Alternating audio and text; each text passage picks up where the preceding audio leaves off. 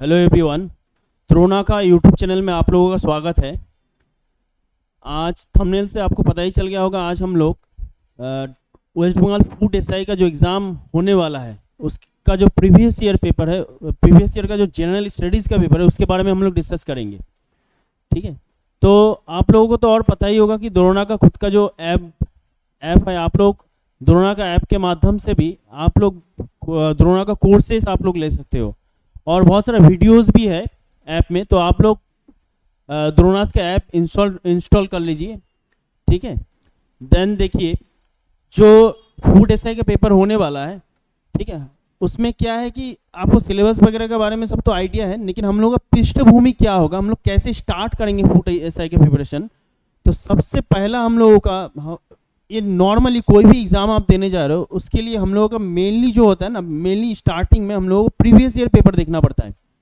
अच्छा, ये है कि प्रीवियस ईयर्स तो रिपीट बहुत कम होता है, लेकिन क्या होता है ना, प्रीवियस ईयर से आपको ओवरऑल एक एग्ज़ाम का मोड का आपको पता चल जाता है कि किस तरीके का पेपर होने वाला है। उसमें सिलेबस में तो देखिए नॉर्मली मेंशन किया गया है जो पहले जो सिलेबस होता था, जनरल स्टडीज़ एंड आपका एरिथमेटिक, लेकिन आपका पेपर आप देखोगे प्रीवियस ईयर तब आपको पता चलेगा कि जनरल स्टडीज़ में हमको पढ़ना क्या है।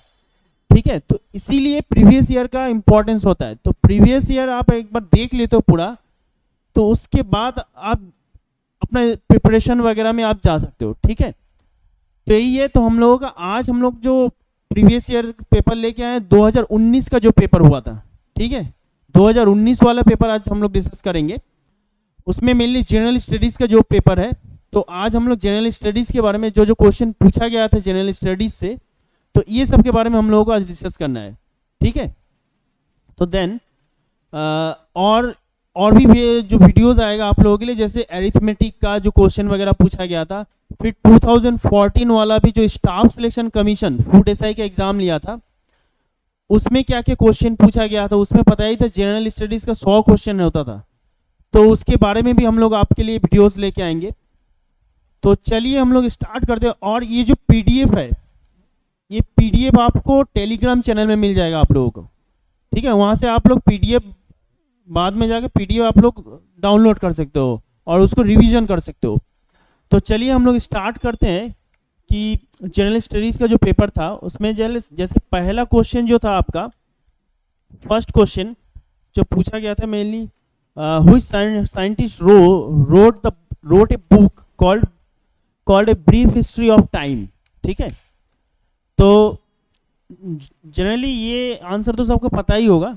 ठीक है, तो आपको देखिए आपको यहाँ पे करना क्या है, हम लोगों को मेनली फोकस रखना है क्या, हम लोग देखेंगे कि ये तो आंसर आपको पता है कि स्टीफन हॉकिंग्स के द्वारा लिखा गया था, a brief history of time. तो आपको ये क्वेश्चन से क्या पता चला कि बुक एंड ऑथर्स जो होता है, देखिए एक तो करंट अफेयर्स में पूछा जाता है, इंपॉर्टेंट बुक्स हर मंथ में कोई ना कोई राइटर कुछ ना कुछ बुक लिखते रहते हैं।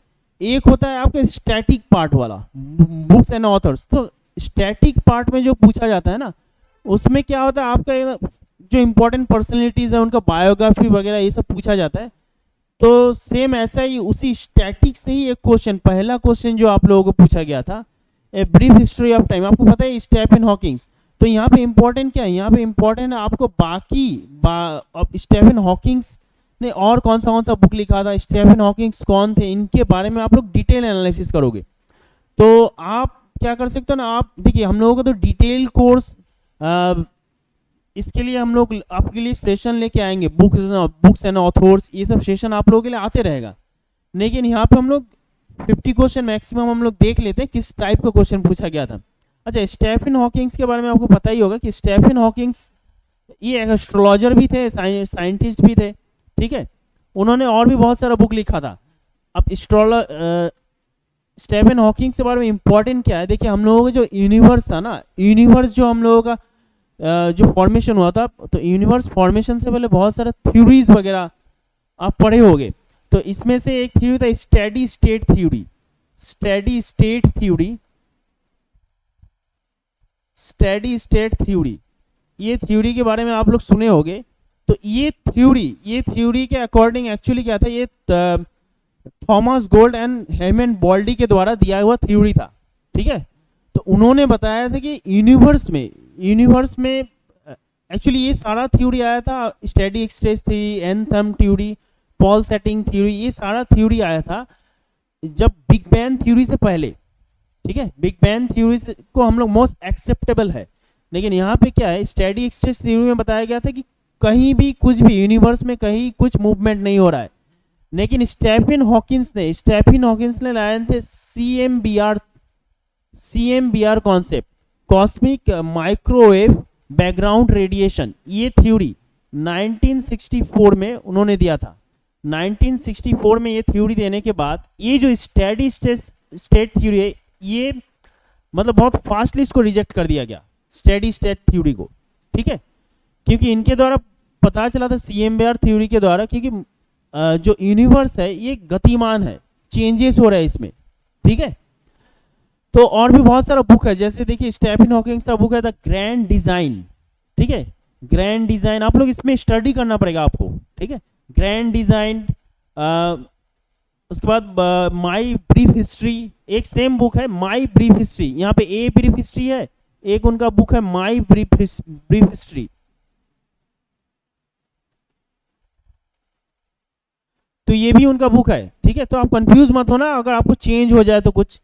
ठीक है, then the universe in a nutshell, ये भी उनका बुक है। ठीक है, तो मैं सारा बुक का नाम नहीं लिख रहा हूँ, तो इंपॉर्टेंट है my brief history, the universe of nutshell, ठीक है, द ग्रैंड डिजाइन। तो उनका सारा बुक, मैक्सिमम जो बुक है ना, मैक्सिमम बुक यूनिवर्स से रिलेटेड है। ठीक है, तो स्टीफन हॉकिंग्स के बारे में आप लोग थोड़ा स्टडी कर लेना। देन एडवर्ड जेनर है, मेघनाथ शाह है, लुई पास्टोर है, इनके बारे में भी आपको अपना नोट करना है। ठीक है, तो खैर चलिए हम लोग नेक्स्ट क्वेश्चन में जाते हैं। नेक्स्ट क्वेश्चन में देखते हैं क्या क्वेश्चन पूछा गया था। देखिए 2019 में जो क्वेश्चन पूछा गया था, लेवल बहुत ही इजी लेवल था अभी के अकॉर्डिंग। आप देखो अभी तो आप लोगों के पास ऑनलाइन मटेरियल्स वगैरह सब कुछ अवेलेबल है, तो उसके अकॉर्डिंग अभी आपको प्रिपरेशन और भी थोड़ा स्टैंडर्ड वे में करना पड़ेगा। ठीक है, तो सेम चलिए हम लोग देखते हैं नेक्स्ट जो क्वेश्चन था। Next, Shanti Swarup Bhatnagar award. Shanti Swarup Bhatnagar award किस फील्ड में दिया जाता है? ठीक है, ये तो पता ही है कि ये अवार्ड दिया जाता है, कि ये अवार्ड किसके द्वारा दिया जाता है? CSIR के द्वारा ये अवार्ड दिया जाता है। ठीक है, गिवन बाय CSIR।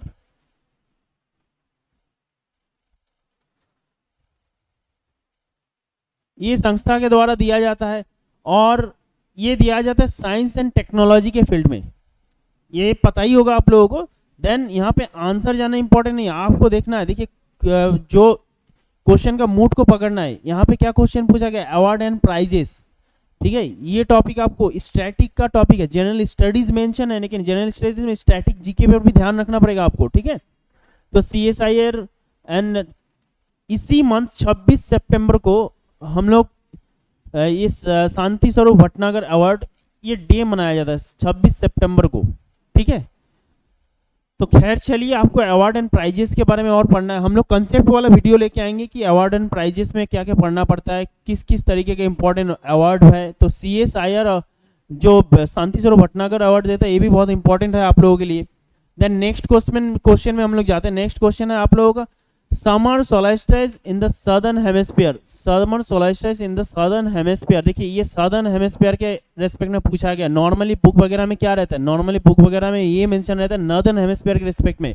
यहाँ पे जब आप देखोगे ना, तब माइंड में यही आएगा कि समर सोल्स्टिस ये तो 21 जून होता है, लेकिन यहाँ पे देखिए मेंशन कर दिया, क्वेश्चन ट्रिकी बनाया। उस टाइम में इस लेवल का क्वेश्चन बनाया गया है 2019 में।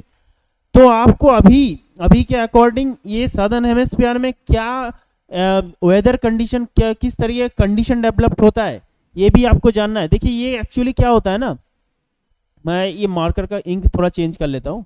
देखिए ये कंडीशन क्या होता है, यहाँ पे मेनली ये जो हम लोगों का यहाँ पे मेनली होता है, देखिए ये जो सन हो गया, आपको पता ही है। ठीक है, तो सन के अराउंड हम लोग अर्थ ये मूव कर रहा है। ठीक है, ये एक साल में ये इस तरीके का कंडीशन डेवलप्ड होता है। ठीक है, ये इस तरीके का कंडीशन डेवलप्ड होता है। बेसिकली ये क्वेश्चन पूछा जाता है मेनली आपका कि ये क्वेश्चन मेनली पूछने का मेन बेस है आपका कि इसमें पूछा जाता है कि परपेंडिकुलर सनराइज कहाँ पे किस तरीके से पड़ता है। आपको पता ही है हम लोग अर्थ टिल्टेड है, अपने एक्सिस पे टिल्टेड है, इसीलिए वेदर चेंजेस वगैरह भी होता है ना। तो यहाँ पे देखिए ये तो हो गया हम लोग इक्वेटर लाइन, ठीक है, 0 डिग्री इक्वेटर लाइन हो जाता है। देन यहाँ पे होता है आपका 23.5 डिग्री, 23.5 डिग्री सदर्न लैटिट्यूड, ठीक है। तो यहाँ पे सनराइज 23.5 डिग्री सदर्न लैटिट्यूड में परपेंडिकुलर पड़ रहा है। यहाँ पे देखिए ये इक्वेटर लाइन हो गया और ये हो गया 23.5 डिग्री नॉर्दर्न लैटिट्यूड। यहाँ पे सनराइज परपेंडिकुलर है नॉर्दर्न लैटिट्यूड पे। यहाँ पे देखिए 0 डिग्री इक्वेटर लाइन पे सनराइज परपेंडिकुलर है, यहाँ पे भी 0 डिग्री इक्वेटर लाइन पे सनराइज परपेंडिकुलर है। तो ये होता है, ये कंडीशन डेवलप होता है सदर्न हेमिस्फीयर में क्या है, किस तरीके का कंडीशन होगा, नॉर्दर्न हेमिस्फीयर में किस तरीके का कंडीशन होगा, इस रिस्पेक्ट में आपको पूछ लेता है डीए वगैरह, ठीक है। तो यहाँ पे देखिए ये जो सदर्न हेमिस्फीयर में परपेंडिकुलर 23.5 डिग्री सदर्न लैटिट्यूड पे ये जो परपेंडिकुलर सनराइज यहाँ पे जाके फोकस करता है, तो यहाँ पे एक्चुअली वो दिन होता है 22 दिसंबर का, 22 दिसंबर का दिन होता है। तो यहाँ पे नॉर्दर्न हेमिस्फीयर में जो कंडीशन होता है ना, इन नॉर्दर्न हेमिस्फीयर में कंडीशन देखिए, नॉर्दर्न हेमिस्फीयर सूरज से बहुत सनराइज से बहुत दूर है, ठीक है, डिस्टेंस भी ज़्यादा होता है। तो यहाँ पे होता है शॉर्टेस्ट डे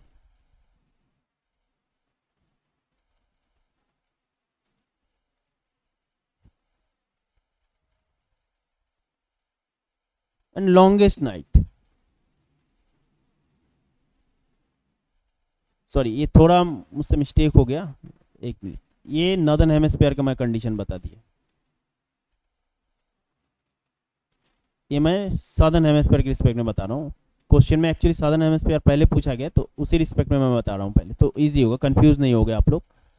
तो देखिए सादर्न हेमिस्फीयर में क्या कंडीशन बनता है, सादर्न हेमिस्फीयर में कंडीशन बनता है, सादर्न हेमिस्फीयर देखिए, इन सादर्न हेमिस्फीयर, ये सादर्न हेमिस्फीयर सूरज के एकदम परपेंडिकुलर सनराइज है। तो यहाँ पे क्या होगा, लॉन्गेस्ट डे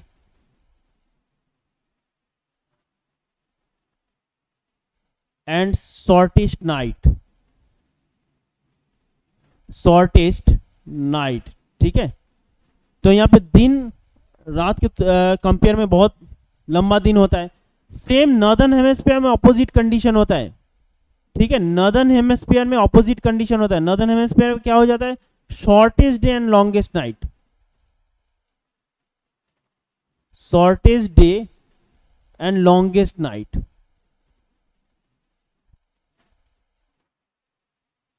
तो आप क्वेश्चन समझ पा रहे हो। तो क्वेश्चन में पूछा गया, देखिए आपको ये देखना है कि डेट तो पूछा गया, लेकिन कहाँ पे, सादर्न हेमिस्फीयर है नॉर्दर्न हेमिस्फीयर। अब आपको इस तरीके का क्वेश्चन रैंडम पूछा जाता है बहुत सारा पेपर में, तो आपको दोनों ध्यान रखना है कि नॉर्दर्न हेमिस्फीयर में क्या कंडीशन हो रहा है एंड सादर्न हेमिस्फीयर में क्या कंडीशन हो रहा है, और वो 22 दिसंबर का होता है। सेम यहीं पे चले जाओगे आप लोग, जब टॉपिक ऑफ कैंसर पे परपेंडिकुलर सनराइज जाके फोकस करता है, तब क्या होता है, नॉर्दर्न हेमिस्फीयर में कंडीशन क्या होगा। देखिए नॉर्दर्न हेमिस्फीयर सूरज के एकदम नजदीक है, टिल्टेड है हम लोग का अर्थ, मैं बता ही था। तो नॉर्दर्न हेमिस्फीयर में कंडीशन होगा लॉन्गेस्ट डे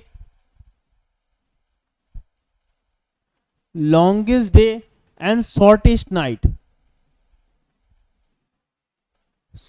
नाइट, ठीक है, ये कंडीशन होता है। तो लॉन्गेस्ट डे शॉर्टेस्ट नाइट होता है, और ये दिन कौन सा होता है, ये दिन होता है 21 जून का कंडीशन यहाँ पे होता है। एंड देन सादर्न हेमिस्फीयर में इसका ऑपोजिट होगा। तो आपको इसमें ध्यान रखना है कि कब पूछा जा रहा है, कहाँ किस रिस्पेक्ट में पूछा जा रहा है, किस हेमिस्फीयर के बारे में पूछा जा रहा है। तो यहाँ पे क्या हो जाएगा, तो अगर सादर्न हेमिस्फीयर के रिस्पेक्ट में ये कंडीशन है 22 दिसंबर को, सादर्न हेमिस्फीयर में क्या होता है, समर सोलास्टिस। नॉर्दर्न हेमिस्फीयर में क्या होगा, विंटर सोलास्टिस। देन सेम यही कंडीशन 21 जून को क्या होगा नॉर्दर्न हेमिस्फीयर में, समर सोलास्टिस। क्योंकि दिन बड़ा है, 21 जून को हम लोग इंटरनेशनल योगा डे सेलिब्रेट करते हैं, आपको पता ही है, क्योंकि दिन बड़ा होता है, स्टार्टिंग हम लोग योगा से स्टार्ट करते हैं वो दिन का। एंड सादर्न हेमिस्फीयर में ऑपोजिट कंडीशन होता है, सादर्न हेमिस्फीयर में वहाँ पे कौन सा का हो जाएगा, विंटर सोलास्टिस। तो आपको ये जियोग्राफिकली कंडीशन के रिस्पेक्ट में क्वेश्चन पूछा जाता है। डेट तो इंपॉर्टेंट है लेकिन आपको कंसेप्ट भी जानना पड़ेगा। तो इसी तरीके के कंसेप्ट है वीडियोस हम लोग लेके आएंगे, ठीक है। चलिए, और यहाँ पे होता है देखिए 21 मार्च जो होता है स्प्रिंग इक्विनॉक्स। स्प्रिंग इक्विनॉक्स का कंडीशन होता है कि इक्वेटर लाइन पे सनराइज जाके गिरता है, दोनों हेमिस्फीयर में इक्वल डे एंड नाइट होता है। देन यहाँ पे होता है देखिए ऑटम इक्विनॉक्स होता है जो 23 सितंबर को होता है ऑटम इक्विनॉक्स।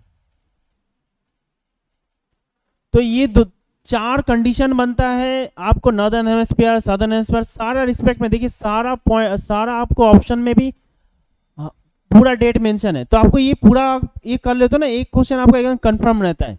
तो आप कंसेप्ट को समझो, प्रीवियस ईयर से आपको कंसेप्ट को समझना है, ठीक है। चलिए हम लोग नेक्स्ट क्वेश्चन में जाते हैं। नेक्स्ट क्वेश्चन में क्या पूछा गया था, चलिए ये सारा कंसेप्ट हम लोग लेके आएंगे, ठीक है। कंसेप्ट वाला वीडियोस में आप लोगों को सारा कंसेप्ट मिलेगा। ये सारा कंसेप्ट के बारे में हम लोग बात करेंगे, ठीक है। आप लोग जो द्रोणास का ऐप है, ये द्रोणास का ऐप आप लोग इंस्टॉल कर लो, बहुत सारा फ्री क्लासेस वगैरह भी मिलेगा। और कोई घर बैठे भी तैयारी करना चाह रहे हैं तो इजीली आप लोगों को स्टैंडर्ड क्लास मिल जाएगा, ठीक है। देन चलिए स्टैटिक जीके का ही नेक्स्ट क्वेश्चन है। स्टैटिक जीके में पूछा गया था आपका कि which of the following oldest trade union कौन सा इनमें से आपको पता है। All India trade union and Congress जो होता है ये हो गया, ठीक है। इसका फॉर्मेशन हुआ था 1920 में। 1920 में लाला लाजपत राय के द्वारा फॉर्मेशन हुआ था।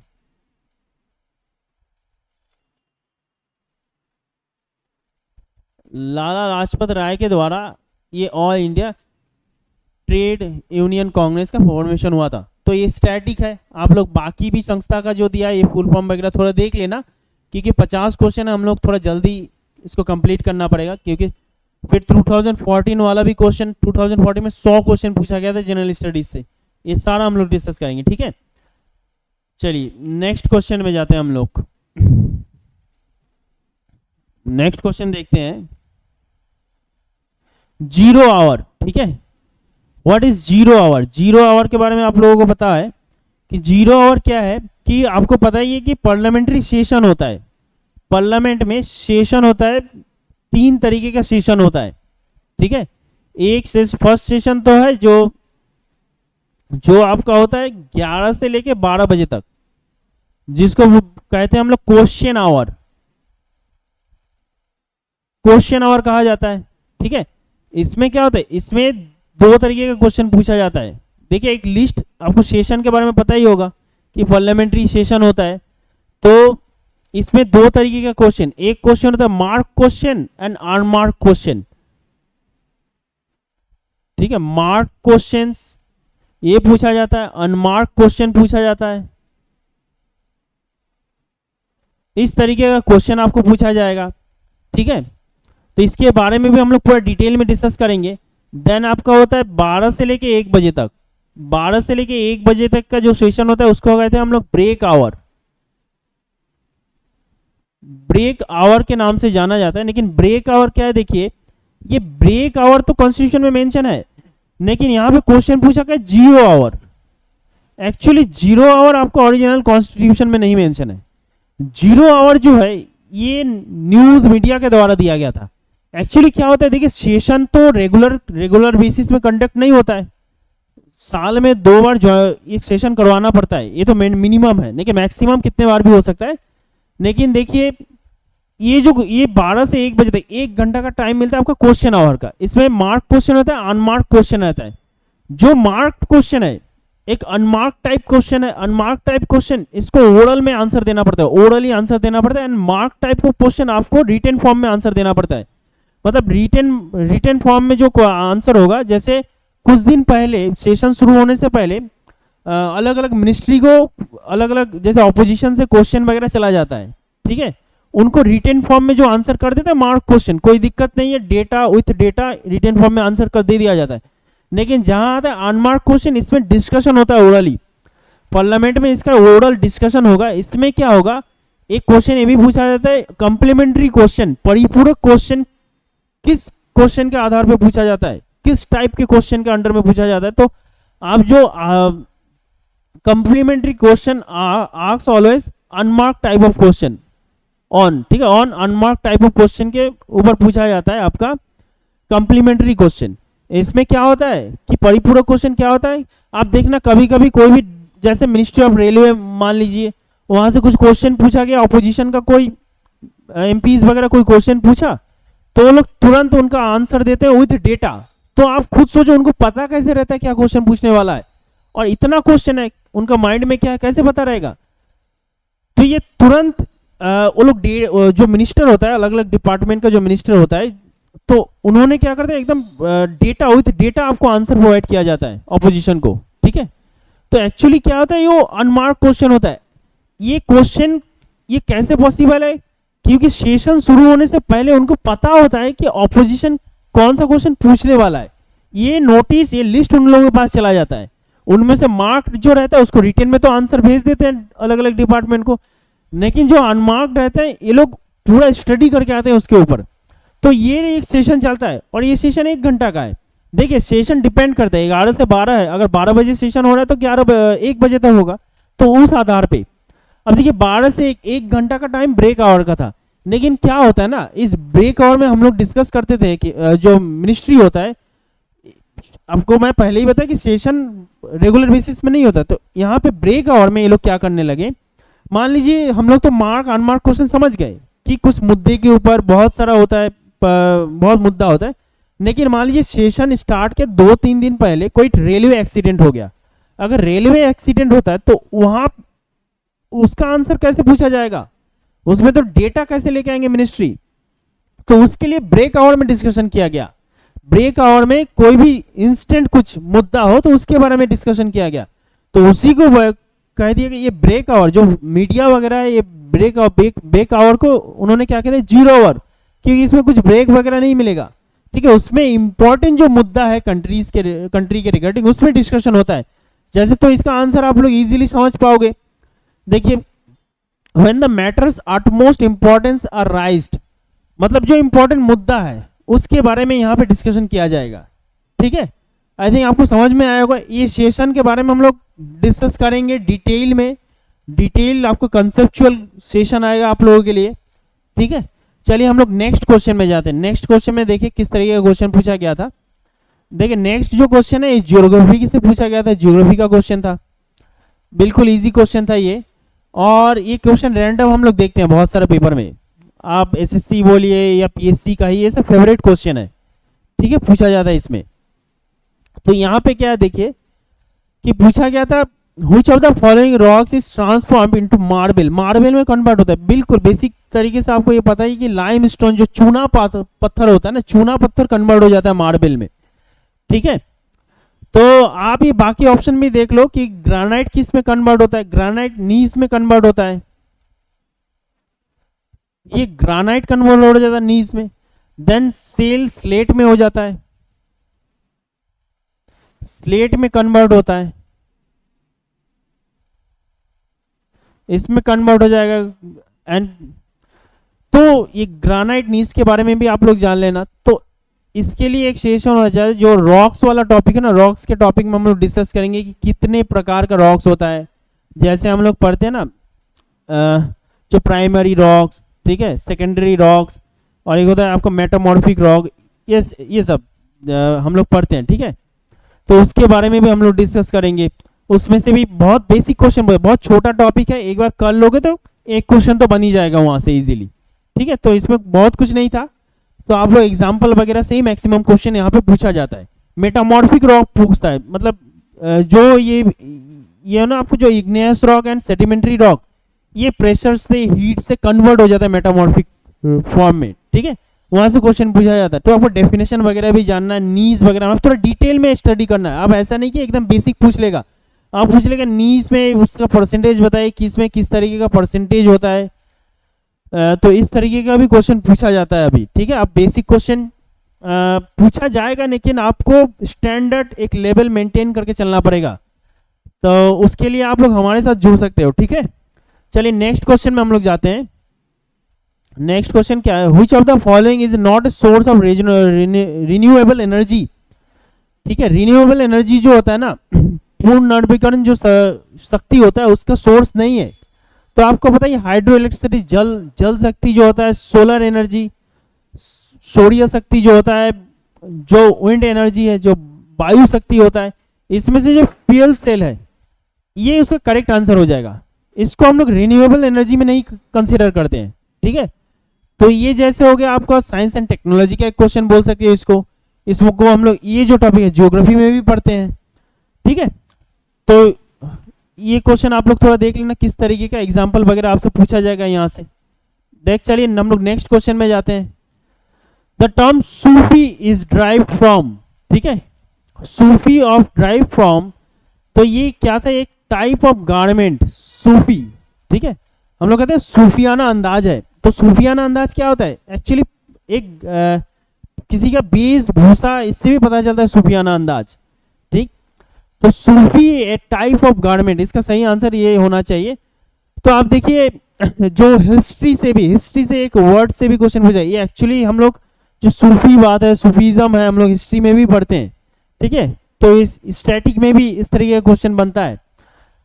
तो खैर चलिए इसका आंसर आपको पता चल गया। ठीक है, तो स्टैंडर्ड एक देखिए, ऐसा नहीं कि सारा क्वेश्चन इजी था 2019 में, कुछ स्टैंडर्ड क्वेश्चन भी था, बस आपको अभी थोड़ा लेवल उसको मेंटेन करके चलना पड़ेगा। ऐसा कुछ नहीं कि बहुत बड़ा डील है। देखिए सोलर एक्लिप्स अकर्स, इसके लिए पूरा कंसेप्चुअल क्वेश्चन आएगा, पूरा कि कैसे हम लोग सीजीगी फॉर्मेशन होता है, सीजीगी कैसे फॉर्मेशन होता है, सीजीगी कैसे फॉर्मेशन होता है उसके बारे में हम लोग बात करेंगे यहाँ पे। ठीक है, सीजीगी कैसे फॉर्म होता है तो इसके बारे में हम लोग इसमें डिटेल में बात करना है। आपको पता ही एक कंडीशन होना चाहिए सीजीगी, एक तो होता है जो दो तरीके का कंडीशन होता है, एक तो आपका कंजंक्शन, एक होता है ऑपोजिशन, ये दो तरीके का कंडीशन बनता है। तो कंजंक्शन जब कंडीशन में होगा तो एक तरफ तो आपका अर्थ रहता है, ठीक है, एक तरफ रहेगा अर्थ, बीच में रहेगा मून, देन एक तरफ होता है आपका सूर्य होता है, ठीक है, सन। तो यहाँ पे जो होता है ना, इसको हम, ये होता है एक्चुअली, ये होता है न्यू मून डेज, अमावस्या तिथि, न्यू मून डेज हम लोग कहते हैं। अमावस्या जब होता है, जब आपको चंद्रमा आकाश में नहीं दिखेगा, चंद्रमा तो होगा लेकिन दिखेगा नहीं, क्योंकि सनराइज एक तरफ पड़ रहा है। तो यहाँ पे आप खुद ही सोच लो, अगर ये कंडीशन कंजंक्शन का कंडीशन हो जाए तो कौन सा एक्लिप्स होगा कंजंक्शन में। तो आपको पता ही है सोलर एक्लिप्स, क्वेश्चन में भी सोलर एक्लिप्स से क्वेश्चन पूछा गया है। तो आपके इसका इजीली आंसर कर देगा, moons comes between sun and earth. ठीक है, तो इजीली, तो यही होता है बेसिक क्वेश्चन। एंड ऑपोजिशन में क्या होगा, ऑपोजिशन में हो जाता है अर्थ आ जाता है बीच में, एक तरफ हो जाता है आपका मून और एक तरफ हो जाता है आपका सन। तो दोनों ऑपोजिट साइड में मून एंड सन होता है अर्थ का, इसीलिए इसको ऑपोजिशन कंडीशन बोलते हैं। और ये होता है फुल मून डेज, आपको चंद्रमा दिखेगा आकाश में, चंद्रमा दिखता है, लेकिन जब सिजगी लाइन फॉर्म करे तो जो अर्थ का शेडो है चंद्रमा में जाके गिरता है, इसीलिए हम लोग चंद्र ग्रहण कहते हैं उसको। फुल मून डेज पूर्णिमा में ही ऑलवेज होता है, फुल मून पूर्णिमा में के दौरान ये होगा। ठीक है, तो आपको ये भी पॉइंट याद रखना है, इसका कंसेप्ट पूरा लेके आएंगे हम लोग, किस तरीके से ये फॉर्म्ड होता है, कितना आपका ये जो सिजगी वगैरह इस तरीके से डेवलप होता है, शेडो किस तरीके, टोटली शेडो का खेल है ये, टोटली शेडो है। ठीक है, चलिए हम लोग नेक्स्ट अब क्वेश्चन में जाएंगे। देखिए क्वेश्चन बहुत अच्छा भी था, स्टैंडर्ड क्वेश्चन है, एकदम बेसिक पीएससी का क्वेश्चन ये है कि पीएससी का क्वेश्चन आप जो चिराचरित हम लोग का जो एजुकेशन होता है ना, हम लोग जो एकेडमिक में पढ़ते हैं, बेसिकली उसी तरीके का क्वेश्चन पूछा जाता है। देखिए बैंकिंग का भी ऑनलाइन फाउंडेशन कोर्स है द्रोणास का, तो आप लोग ऐप डाउनलोड करके इजीली घर बैठे, अगर द्रोणास का जो सेंटर में नहीं आ पा रहे हो आप वहां पर भी बैठ के, घर बैठ के भी आप लोग क्लासेस कर सकते हो। ठीक है, सारा आपको पूरा प्लेटफॉर्म दिया जा रहा है द्रोणास की तरफ से। चलिए, तो ये है फूड सब इंस्पेक्टर के लिए भी वही बाईलिंगुअल क्लासेस, बाईलिंगुअल बैचेस वगैरह का यहाँ पे शुरुआत किया गया है। लाइव क्लासेस रहेगा, रिकॉर्डेड क्लासेस रहेगा, प्रैक्टिस क्लासेस, पीडीएफ नोट्स, क्या चाहिए और बताइए। ठीक है, चलिए नेक्स्ट क्वेश्चन में जाते हैं। The chemically inactive gas present in the atmosphere, आपको पता है ये, देखिए अब थोड़ा स्पीड हम लोग लेंगे, आर्गन। ठीक है, ये नॉर्मल कंडीशन में आप देख नहीं पाओगे, नॉर्मली अर्थक्वेक वगैरह जब होता है ना तब आर्गन, रेडन, ये सब का अमाउंट जो एटमॉस्फेयर में ये ज्यादा हो जाता है। ठीक है, देन नेक्स्ट क्वेश्चन, ये सारा जियोग्राफी में हम लोग डिस्कस करेंगे। The head of the Reserve Bank of India designated as the, तो correct answer chief executive officer, managing director नहीं, चीफ बैंकिंग ऑफिसर नहीं, नॉन ऑफ द अबव, तो चीफ एग्जीक्यूटिव ऑफिसर करेक्ट होगा। ठीक है, सीईओ हम लोग कह सकते हैं। तो अभी बताइए रिजर्व बैंक ऑफ इंडिया का सीईओ कौन है? ठीक है, तो आप क्या बताओगे? शक्तिकांता दास। शक्तिकांता दास, ठीक है, ये है। तो रिजर्व बैंक ऑफ, आरबीआई के ऊपर हम लोग डिटेल कोर्सेस लाएंगे, डिटेल सेशन आएगा आरबीआई के ऊपर, तो वहां पे पूरा ये सब हम लोग डिस्कस करेंगे। ठीक है, नेक्स्ट क्वेश्चन में चले जाते हैं हम लोग। चलिए next question, sorry, next question जो है कि in India started it's 5 year planning with effect from the year, कब से स्टार्ट हुआ था 5 ईयर प्लानिंग? आपको सबको पता है 1951। ठीक है, पंचवार्षिकी परिकल्पना के बारे में हम लोग पढ़ेंगे यहाँ पे। 12th फिफ्थ ईयर प्लान कब हुआ था?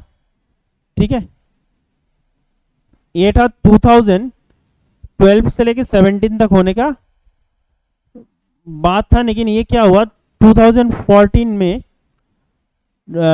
31 दिसंबर 2014 को जो 5 ईयर प्लानिंग, जो ये संस्था था, ये 5 ईयर प्लान को स्टॉप करके इसको कन्वर्ट कर दिया गया नीति आयोग में। आपको पता ही है, नीति आयोग, नीति आयोग में इसको कन्वर्ट कर दिया गया, national institution for transforming India. तो 1 जनवरी 2015 से स्टार्ट होता है आपका NITI Aayog. Actually 5 year plan में 5 ईयर का आपका रोड में एक टारगेट मिलता था। 5 ईयर्स का गवर्नमेंट को एक टारगेट चाहिए था, जो प्लानिंग कमीशन के माध्यम से इसको बनाया गया। ठीक है, तो 5 ईयर का आपको एक टारगेट मिलता था। देन सेम अब इसको नीति आयोग में 15 ईयर्स का कर दिया गया। 15 साल अब गवर्नमेंट काम करेगा। ठीक है, 15 साल का एक रोड मैप होगा। ठीक है, नीति आयोग, 5 ईयर प्लान, सारा कुछ पढ़ना है इकोनॉमिक्स में हम लोगों को। ठीक है, डिटेल में पढ़ेंगे ये सब। द नेक्स्ट क्वेश्चन में जाते हैं हम लोग। Disinvestment in public sector is called, ठीक है, आंसर पता ही है आप लोगों को, प्राइवेटाइजेशन। एक्चुअली क्या होता है ना, एक तो होता है पब्लिक सेक्टर, पब्लिक, और इसी को कहते हैं हम लोग गवर्नमेंट सेक्टर। गवर्नमेंट सेक्टर, और एक होता है आपका, एक होता है प्राइवेट सेक्टर।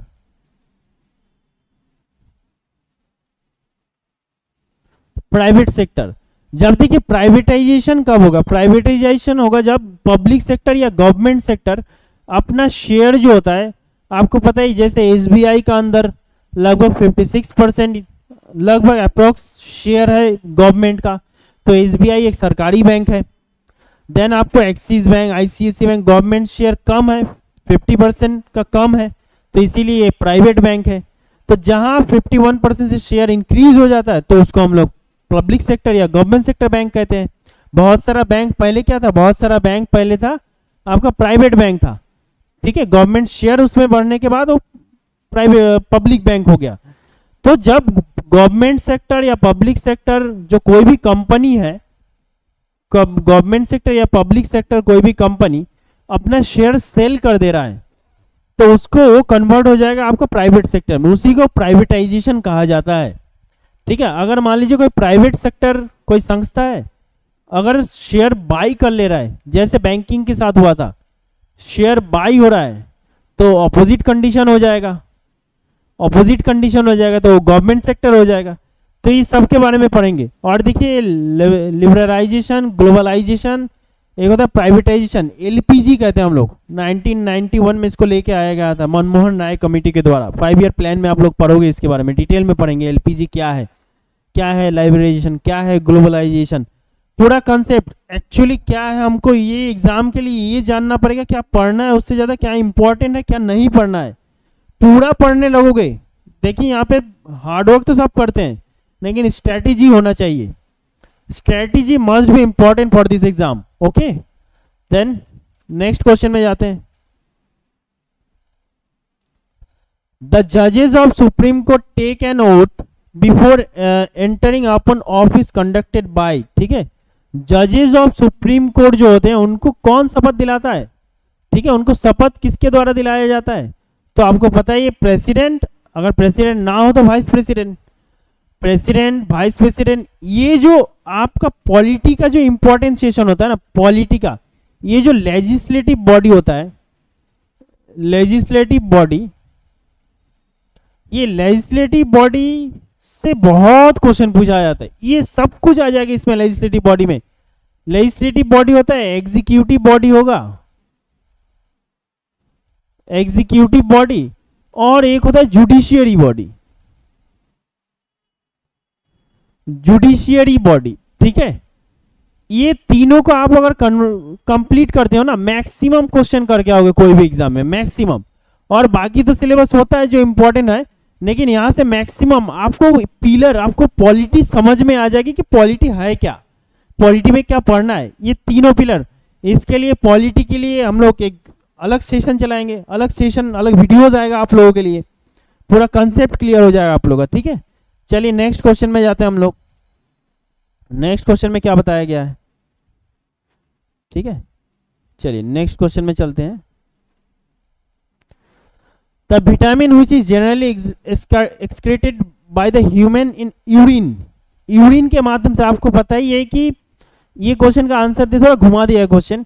एक तो होता है आपको water soluble vitamins, water soluble, एक होता है आपका fat soluble vitamins, water soluble and fat soluble. आपको पता ही होता है जो एडीई के है, एडी, सॉरी ये थोड़ा गड़बड़ हो गया, उल्टा लिख दिया मैं। ये जो आपको पता ही है, जो विटामिन्स, जो बी एंड सी विटामिन होता है, ये होता है वाटर सोल्यूबल, पानी में घुलनशील। एक होता है जो ऑयल स्नेह पदार्थ में जो घुलनशील होता है, एडीई के, एडीई के। ये जो विटामिन हो गया, ये क्या होता है, ये फैट सोल्यूबल है, ठीक है, ये बॉडी में रह जाता है। लेकिन आपके क्या है, जो बी एंड सी विटामिन है, आप देखो कोरोना के टाइम में, कोविड-19 के टाइम में हम लोग सी विटामिन को अलग से डॉक्टर आपको सी, जैसे लिम्सी टैबलेट वगैरह हम लोग लेते थे, ठीक है। आपको जनरली पता ही होगा कि बी कॉम्प्लेक्स नॉर्मली किसी डॉक्टर का प्रेस्क्रिप्शन का जरूरत नहीं, हम लोग नॉर्मली भी खाते हैं, ठीक है। तो ये क्यों होता है, एक्सेस भी हो जाए ना बॉडी में प्रॉब्लम नहीं होगा, क्योंकि यूरिन के माध्यम से आपका ये बाहर निकल जाएगा बॉडी का। आप जितना भी ले लो, यूरिन के माध्यम से ये विटामिन बाहर निकल जाएगा। B and C and fat soluble A D K, ये एक मात्रा होना चाहिए, बहुत ज्यादा भी हो जाए तो दिक्कत, नहीं भी हो तो प्रॉब्लम, ठीक है। तो ये विटामिन वाला टॉपिक में और भी पढ़ेंगे, जो न्यूट्रिशन जो वाला जो टॉपिक होता है, न्यूट्रिशन में पढ़ेंगे हम लोग अच्छे से इसके। The next question, the speaker of Lok Sabha elected by, ठीक है, कौन इलेक्ट करता है स्पीकर। आपको पता है ये जो मेंबर होते हैं लोकसभा का, अपने आप में से all the members of Lok Sabha, ठीक है, अपने आप में से स्पीकर को चुनते हैं। लोकसभा को हम लोग लोअर हाउस कहते हैं, लोकसभा को हम लोग हाउस ऑफ पीपल्स कहते हैं, लोकसभा को हम लोग ग्रीन हाउस कहते हैं, लोकसभा को हम लोग हाउस ऑफ कॉमन्स कहते हैं, लोकसभा को हम लोग टेम्पोररी हाउस भी कहते हैं। तो ये सब के बारे में हम लोग पढ़ेंगे कि लोकसभा है क्या, एक्चुअली लोकसभा में इलेक्शन का क्या माध्यम है, कैसे वहां पे एमपीज वहां पे चुने जाते हैं। तो ये सब कुछ के बारे में हमको पढ़ना है लोकसभा के बारे में, जो आर्टिकल 181 में आपको बताया गया है, फॉर्मेशन ऑफ लोकसभा, इसके बारे में पढ़ेंगे लोकसभा के बारे में, ठीक है, डिटेल में पढ़ेंगे। देन नेक्स्ट क्वेश्चन में हम लोग जाते हैं। नेक्स्ट क्वेश्चन क्या है, in India maximum number of workers employed in, पता ही है टेक्सटाइल इंडस्ट्री। टेक्सटाइल इंडस्ट्री में मैक्सिमम जो एम्प्लॉयमेंट प्रोवाइड करता है टेक्सटाइल इंडस्ट्री, ये आपको ये ऑप्शन के आधार पर पूछा गया है। ऑप्शन के आधार पे अगर ये पूछ रहा है तो इनमें से मैक्सिमम टेक्सटाइल इंडस्ट्री में, ठीक है, एम्प्लॉयमेंट है। द नेक्स्ट क्वेश्चन क्या है? The famous painting Satyam Shivam Sundaram was prepared by, बताइए सत्यम, ये पेंटिंग के बारे में बात किया गया है। गाना भी है सत्यम शिवम, बैन हो गया था गाना, ठीक है, आप लोग गाना मत समझ लेना। सत्यम शिवम सुंदरम शिवानंदन नौटियाल के द्वारा ये पेंटिंग ये बनाया गया था, ठीक है। तो चलिए नेक्स्ट क्वेश्चन क्या है? नेक्स्ट क्वेश्चन देखिए, कैल्शियम कंटेंट इज मैक्सिमम, मैं बताया ना न्यूट्रिशन, जो न्यूट्रिशन वाला टॉपिक है ये आपको पूरा आपको रेडी करना है। इसमें हम लोग न्यूट्रिशन में क्या करेंगे? विटामिन के बारे में पढ़ेंगे, विटामिन, कार्बोहाइड्रेट के बारे में पढ़ेंगे, फैट्स के बारे में पढ़ेंगे हम लोग, ठीक है। देन प्रोटीन, आप लोग सिर्फ टॉपिक देखते जाना, देखना यहां से क्वेश्चन बनता है। देन आपका प्रोटीन, देन मिनरल्स, ये सब का डिटेल क्लास आएगा। ये सारा आप कर लो, क्वेश्चन बनता है हर एक जगह से। क्या सोर्स होता है? तो आप क्या बताओगे? जो भुट्टा होता है, जो ये होता है ना उसको मेज को हम लोग, उसमें मैक्सिमम कैल्शियम कंटेंट होता है, ठीक है। जो रनर वगैरह है उन लोगों को भी सजेशन दिया जाता है कि आपको ये मक्का वगैरह खाना चाहिए, मक्का, ठीक है।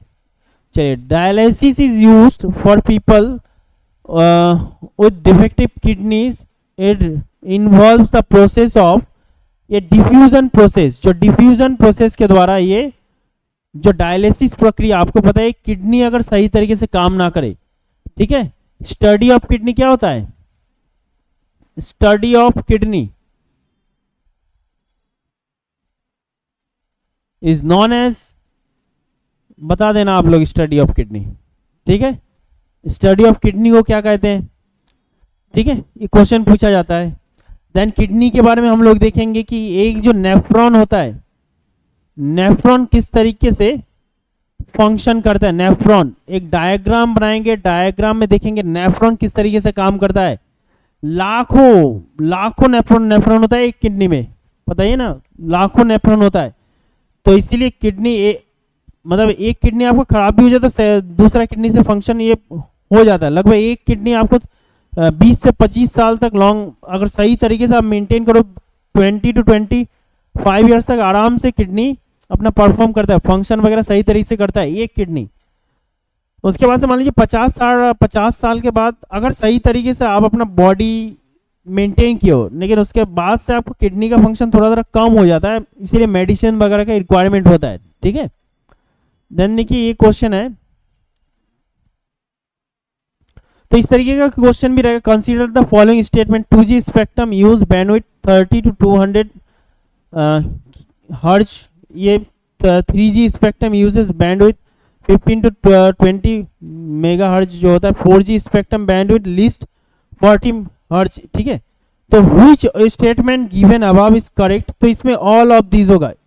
ये रेडियो वेव से ये क्वेश्चन पूछा गया, थोड़ा स्टैटिक है तो आप लोग देख लेना, इस तरीके का भी क्वेश्चन है, स्टैंडर्ड पेपर था, ठीक है। Which of the following is oldest gland slam, ठीक है, कौन सा ओल्डेस्ट ग्लैंड स्लैम है आपको बताइए।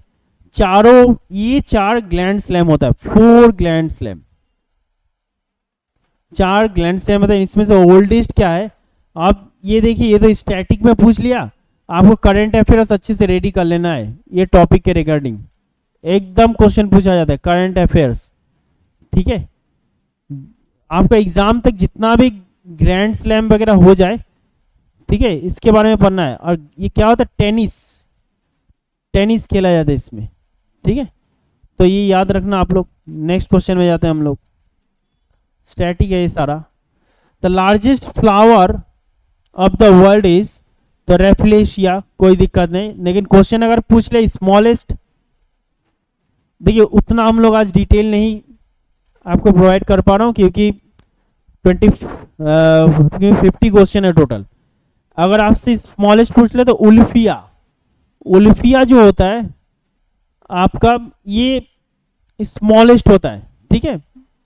आप लोग देख लेना इसको, ये क्वेश्चन वगैरह भी है, तो आपको क्वेश्चन से आपको ये सब स्टडी करना है। देखिए ये रहा हम लोगों का ऐप वगैरह, ठीक है। अब गवर्नमेंट जॉब की तैयारी करो घर बैठे द्रोणाज ऐप के साथ। देखिए इजीली आप ये ऐप डाउनलोड कर लो, ठीक है।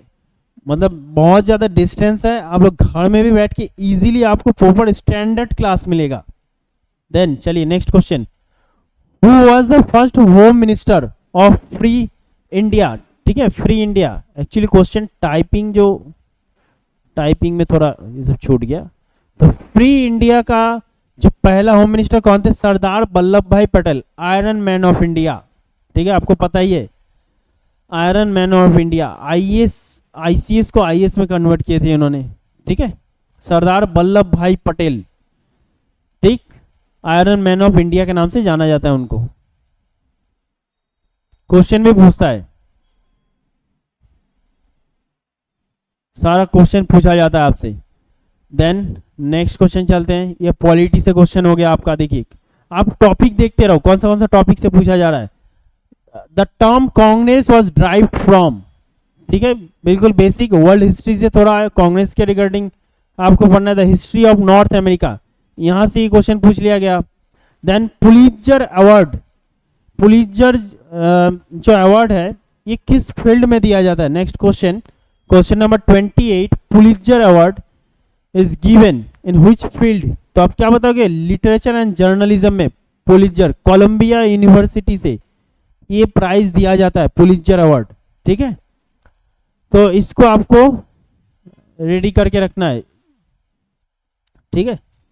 चलिए ये जो अवार्ड एंड प्राइजेस से देखिए 2-3 क्वेश्चन बन गया, ठीक है। Award and prize, award and prize ये एक स्टैटिक जीके का टॉपिक होता है, ये आपको कंप्लीट करके रखना है static GK, award and prize. Next question में चलते हैं, Ghoomar is folk dance of, Ghoomar is folk dance of कहाँ का फोक डांस है? घूमर बताइए, इजी क्वेश्चन है। Ghoomar is folk dance of, कर पाओगे, ठीक है।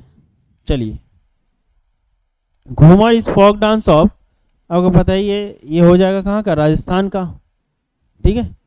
तो बाकी स्टेट भी आप देख रहे हो ना, जैसे गुजरात का क्या होता है? डांडिया होता है गुजरात का, टिप्पणी होता है, ये सब इंपॉर्टेंट होता है, ठीक है। मैं बता दे रहा हूँ अभी, आप लोग देख लो, डांडिया, टिप्पणी, ठीक है, गरबा होता है, ठीक है। देन पंजाब का पता ही है, पंजाब का क्या होता है? गिद्धा, गिद्धा, दफ होता है, दफ, गिद्धा, कुमी, भारतनाट्यम तमिलनाडु, ये सारा आपको रेडी करना है। तो आपका ये हो गया क्या? इंपॉर्टेंट डांस, इंपॉर्टेंट डांस ये आपको रेडी करना है, ठीक है। Amnesty international is a human rights group, इसके बारे में पढ़ेंगे। एमनेस्टी इंटरनेशनल का जो हेडक्वार्टर है क्या? यूनाइटेड किंगडम में है, ठीक है। जो मानव अधिकार के लिए काम करता है, ठीक है, एमनेस्टी इंटरनेशनल। चलिए नेक्स्ट क्वेश्चन में देखते हैं, कुछ ऐसा खास नहीं है, ये सारा इंपॉर्टेंट ऑर्गेनाइजेशन से पूछा गया है। स्टैटिक के ऊपर ध्यान बहुत अच्छे से लगाना पड़ेगा आप लोगों को, स्टैटिक के ऊपर ध्यान देना पड़ेगा आप लोगों को। Troposphere is the hottest part of the atmosphere, सारा पढ़ेंगे। ये जैसे होता है ना, आपको ये लेयर होता है, जो ये लेयर के बारे में अच्छे से आपको याद रखना है। ट्रोपोस्फियर होता है, ठीक है, ट्रोपोस्फियर, स्ट्रेटोस्फियर होता है, मीजोस्फियर होता है,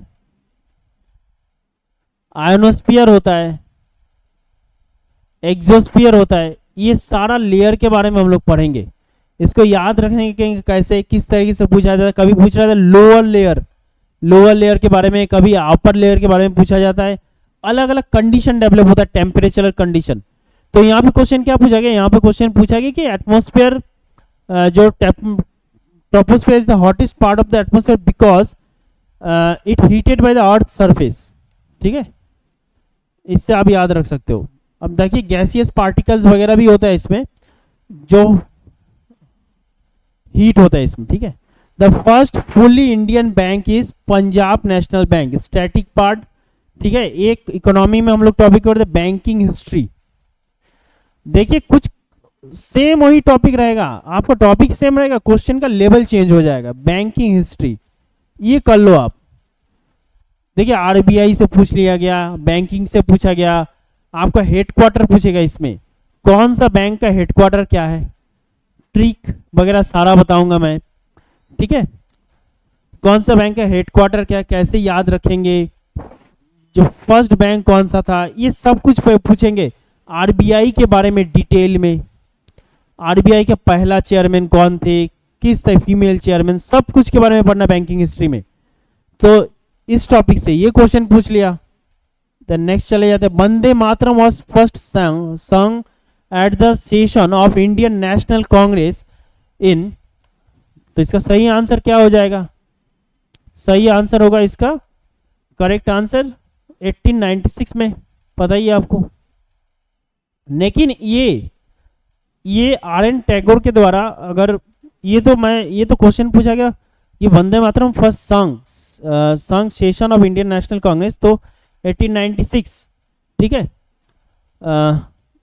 जो आनंद मठ से आपको लिया ही गया, पता ही है, जो आर.एन. टैगोर के द्वारा इसको ये किया गया था। आर.एन. टैगोर, रविंद्रनाथ टैगोर के द्वारा ये गाना, उन्होंने ये गाना गाया था, ठीक है। लेकिन लिया अब देखिए नेशनल एंथम जो है, अगर क्वेश्चन पूछा जाए बताए नेशनल एंथम कब एक्सेप्ट किया गया, ठीक है, कॉन्स्टिट्यूएंट असेंबली के द्वारा, तो 24 जनवरी 1950 कॉन्स्टिट्यूएंट असेंबली के द्वारा इसको एक्सेप्ट किया जाता है, ठीक है। तो ये है, तो ये भी आपका क्या है, आपका जब पॉलिटी पढ़ोगे ना, बैकग्राउंड हिस्टोरिकल डेवलपमेंट आप जब पढ़ोगे पॉलिटी का, तब आपको मिल जाएगा हिस्टोरिकल डेवलपमेंट ऑफ पॉलिटी या कॉन्स्टिट्यूशन, तो आपको ये सारा क्वेश्चन हो जाएगा। तो आपको ये स्टैटिक में अलग से नहीं पढ़ना है इसको। First non citizen to receive Bharat Ratna Khan Abdul Ghaffar Khan, एकदम ये रैंडम क्वेश्चन है। उस टाइम का ये था ना कि अब टाइम के हिसाब से क्वेश्चन पूछा जाता है कि रैंडम क्वेश्चन एकदम डायरेक्टली। अभी तो देखिए आपको बहुत सारा आपको वीडियोस वगैरह अवेलेबल है, इंटरनेट में सब कुछ मिल जा रहा है। तो पहले इतना सोर्सेज वगैरह कम था, तो उस हिसाब से क्वेश्चंस का लेवल भी यह था। अभी तो सोर्सेज वगैरह है तो लेवल थोड़ा स्टैंडर्ड होगा। Who build the famous Sanchi stupa, Ashoka. Ashoka को हम लोग किस नाम से जानते हैं, पता ही है। अशोका अपने लेख में उन्होंने क्या अपने आप को डिक्लेयर किया था, किस नाम से, देव नाम प्रियदर्शी। पहले तो अशोका का पता ही है, अशोका किस तरीके का नेचर को थे, उसके बाद चेंज हो गए, बुद्धिज्म एक्सेप्ट किए, ठीक है। What is the minimum calorie intake decided by the planning commission for rural and urban areas. देखिए फूड एसआई का पेपर देने जा रहे हो आप, फूड एसआई, तो आपको ये सारा कुछ ध्यान में रखना पड़ेगा कि जो भी सरकार जो न्यूट्रिशन से रिलेटेड जो भी राशन वगैरह दिया जाता है उससे भी क्वेश्चन आएगा, ठीक है। जो भी हम लोग फूड डिपार्टमेंट के रिगार्डिंग क्वेश्चन पूछ सकता है, न्यूट्रिशन से क्वेश्चन पूछेगा मैक्सिमम। तो इसका करेक्ट आंसर तो 2400 टू 2100 कैलोरी, मतलब मैक्सिमम कैलोरी अगर हम लोग लेते हैं तो कार्बोहाइड्रेट से लेते हैं, आपको पता ही है। तो ये तय पैमाना ये है, तो इतना तो मिनिमम होना चाहिए कि आप सटीक तरीके से काम कर पाओ, ठीक है। सटीक तरीके से फंक्शन करने के लिए हम लोगों को ये सारा जरूरी होता है, इतना calorie. My life is an autobiography of, ये किसने लिखा था पता है, बिल क्लिंटन। ये सब के बारे में आप लोग पढ़ना, डॉक्टर एपीजे अब्दुल कलाम, राजेंद्र प्रसाद, इन सब के बारे में आपको पढ़ना है, ठीक है। एपीजे अब्दुल कलाम, राजेंद्र प्रसाद। एपीजे अब्दुल कलाम ये प्रेसिडेंट थे कब से कब तक, 2002 से लेके 7 तक थे।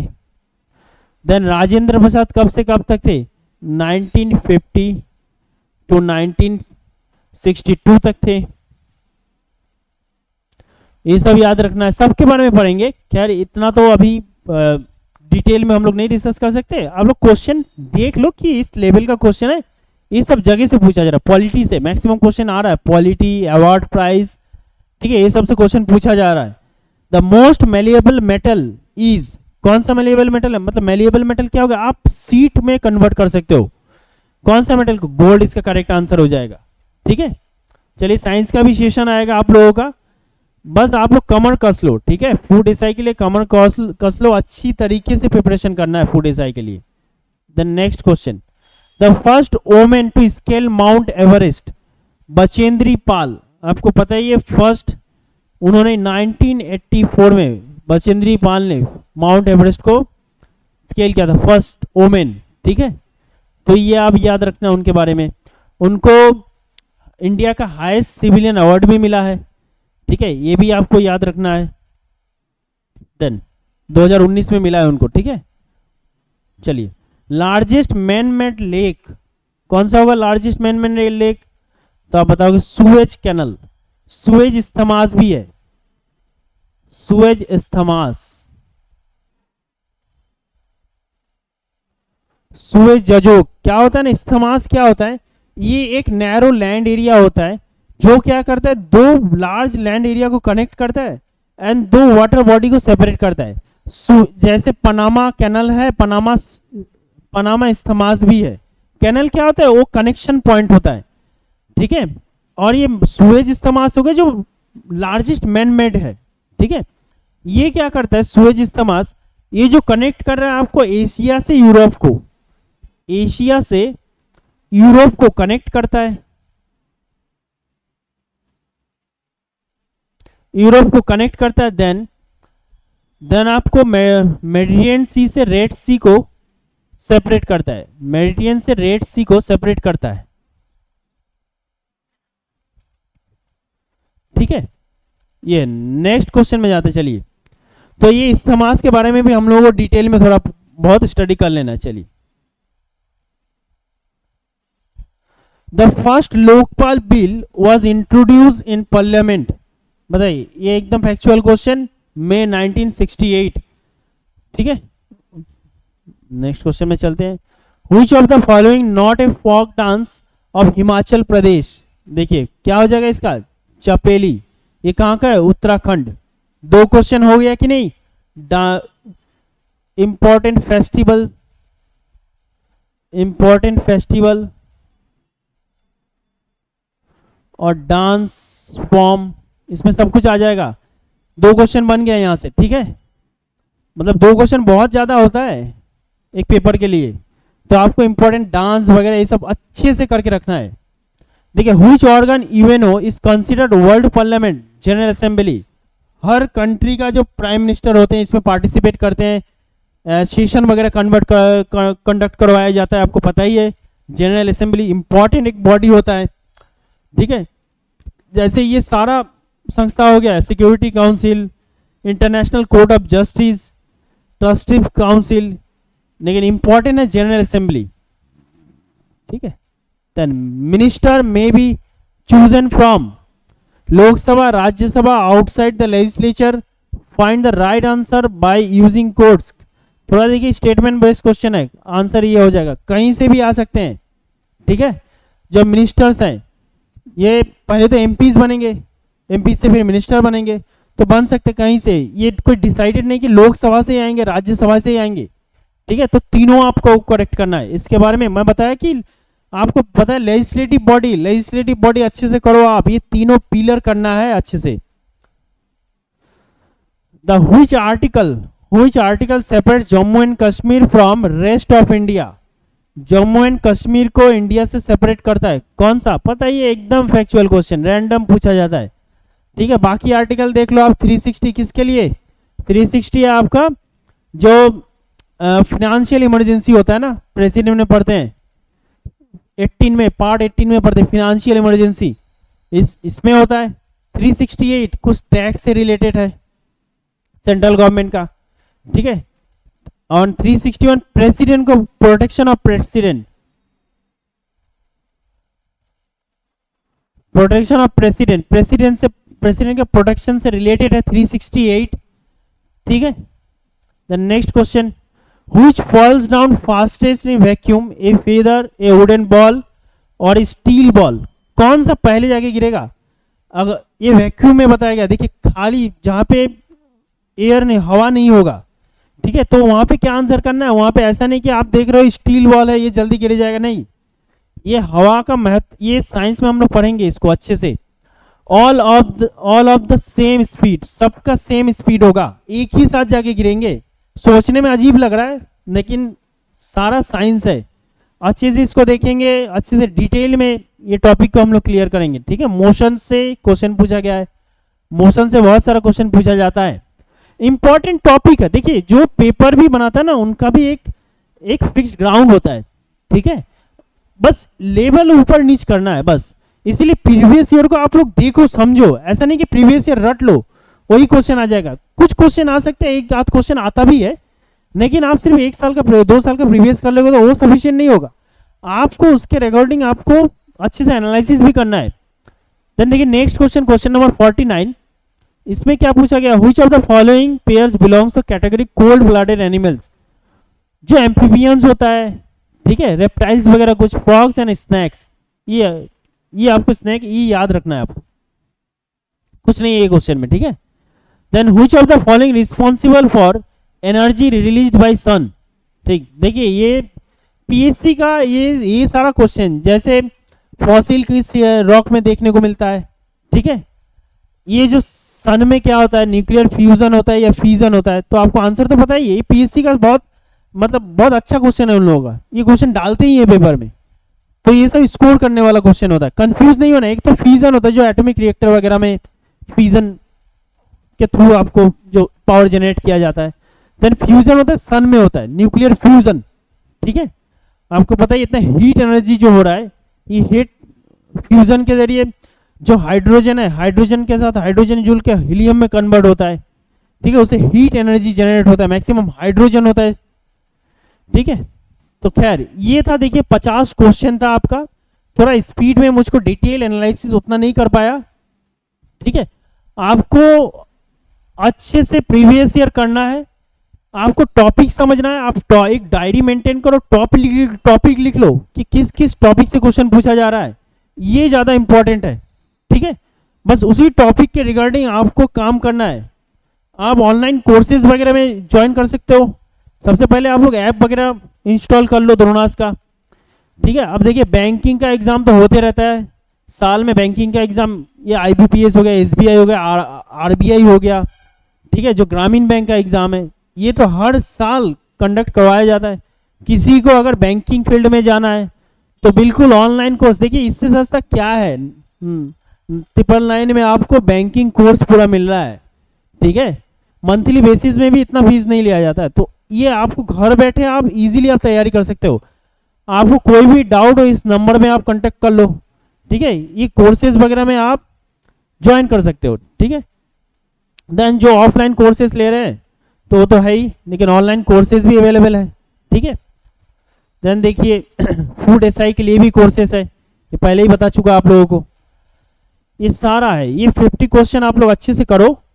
देन देखिए ये ऐप वगैरह डाउनलोड कर लो, ऐप होना चाहिए, आपको फ्री वीडियोस आते रहेगा, ठीक है, क्योंकि ऐप का इंपॉर्टेंस क्या हो जाता है, देखिए ऐप आप अगर मोबाइल में रहेगा ना, आपको एक प्रेशर भी बना रहेगा कि एक बार आप ऐप में एंटर करोगे, ऐप में देख लोगे, कुछ पीडीएफ वगैरह मिल जाएगा आप लोगों को।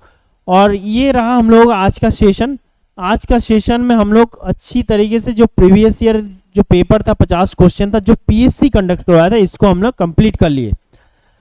तो देन हम लोग इससे पहले भी 2014 में जो स्टाफ सिलेक्शन कमीशन जो बीच में बंद कर दिया गया था, अभी उसको फिर से रीऑर्गेनाइज किया गया है। अब देखिए नया वैकेंसी भी आएगा स्टाफ सिलेक्शन के through, staff selection commission board जो बन चुका है, अब नया वैकेंसी भी आएगा, मतलब एक टारगेट करोगे आपको दो रास्ता मिल जाएगा आपको, ठीक है। वहां से भी सिलेबस वगैरह लगभग सेम होता है, क्लर्क, ग्रुप डी वगैरह सब कुछ रिक्रूटमेंट किया जाता है।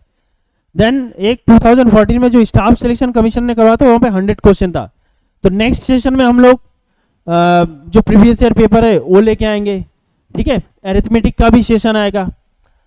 तो थैंक यू वॉचिंग